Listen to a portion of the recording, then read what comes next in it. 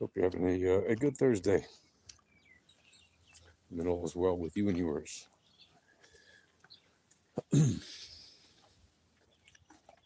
So here I am in northern Israel, and obviously the news in the last 24 hours out of Israel that you probably have heard, or maybe have heard, is that there is a ceasefire agreement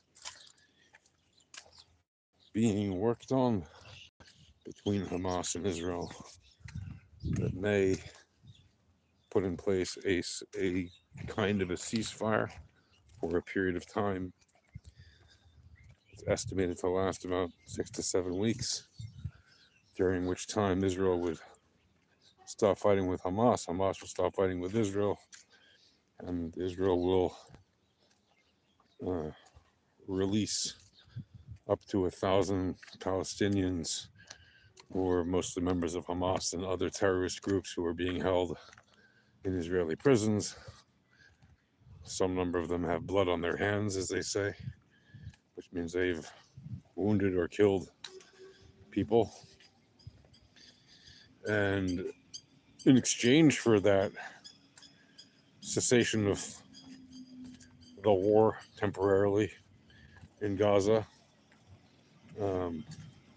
Israel will receive up to 33 of the hostages that Hamas holds, most of whom it says are alive. It has not given a list of who is and is not alive. It's given some kind of list of like some number of men, women, elderly people, and young children. But generally speaking, look,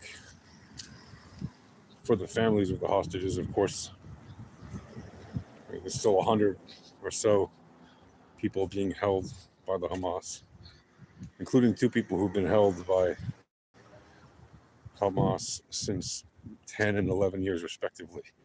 2 Arab Israelis who entered Gaza in like 2014 and 2015, and they've been held ever since. So Israel should demand them back too. I hope that they are.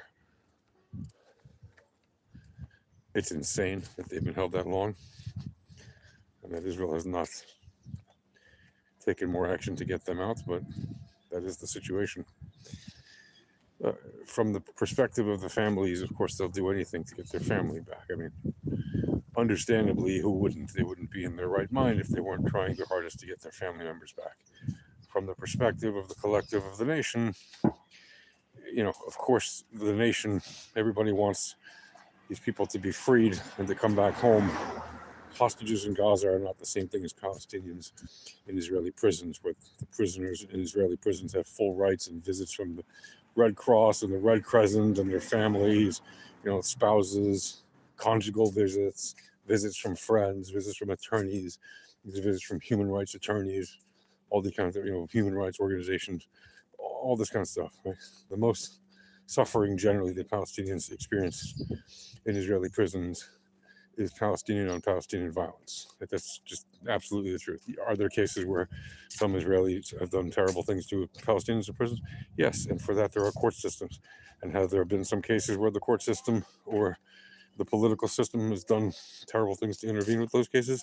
There have been minor, a small number of such cases, and when they happen, they are headline news all over the world, and these things get rectified. Okay, Israel is a country based on laws, whether you agree with them or not, and it's a country that votes for its leaders in some form, through its parliamentary system,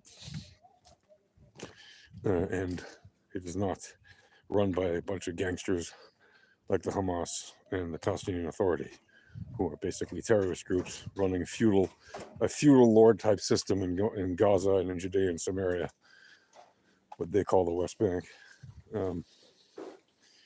And so, is this ceasefire good for Israel and for the Hamas?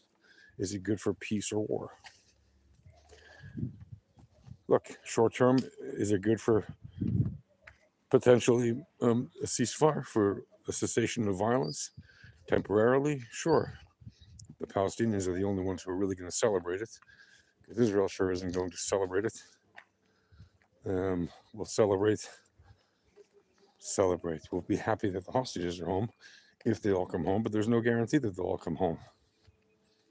It doesn't matter which president is in the United States. It doesn't matter. Okay, it doesn't matter that the deal happened while Biden was in office and while Trump is coming into office.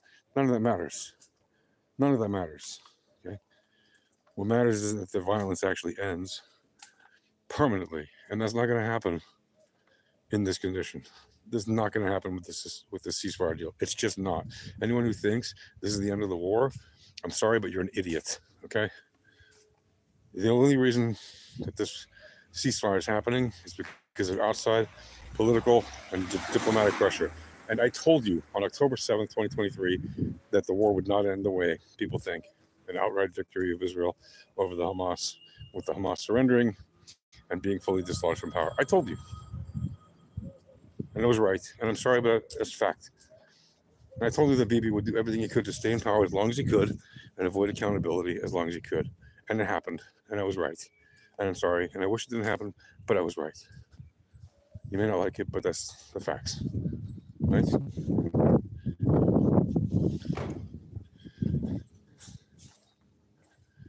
If you want to know why I'm so prescient about these things, it's because I lived and breathed this stuff since decades and decades, and I understand this stuff, and I'm not an extremist on one side or the other. I understand this stuff from a real political point of view. I understand diplomacy. I understand politics. I understand the bloody Middle East. I understand the mentality of the Arabs. I understand the mentality of the Israelis. Like a lot of people, by the way. I'm not saying I'm the only one, because I'm not. There are a lot of smart and wise people who understand this stuff. There aren't that many people who are willing to say it the way I do. Some are, but not many. Arab bravado, Arab boasting, that whole culture is what prevents them from ever admitting defeat. And what prevents Israel from getting an outright victory is outside political and diplomatic pressure. And honestly, what Ben Gurion said, it doesn't matter what Israel does, what people say about Israel, it matters what Israel does. He was right. As much as PR is important for Israel, what Israel does is more important. And right now is a test of that, and Israel is failing once again. It's very sad to see. It's happening because of outside political force, not happening because of anything else. Kinetically, Israel has completely won this war. Against Hamas, against Hezbollah, against the Houthis, against Iran, even against Syria. It has completely changed the region. And it's about to blow it all because of this ceasefire deal.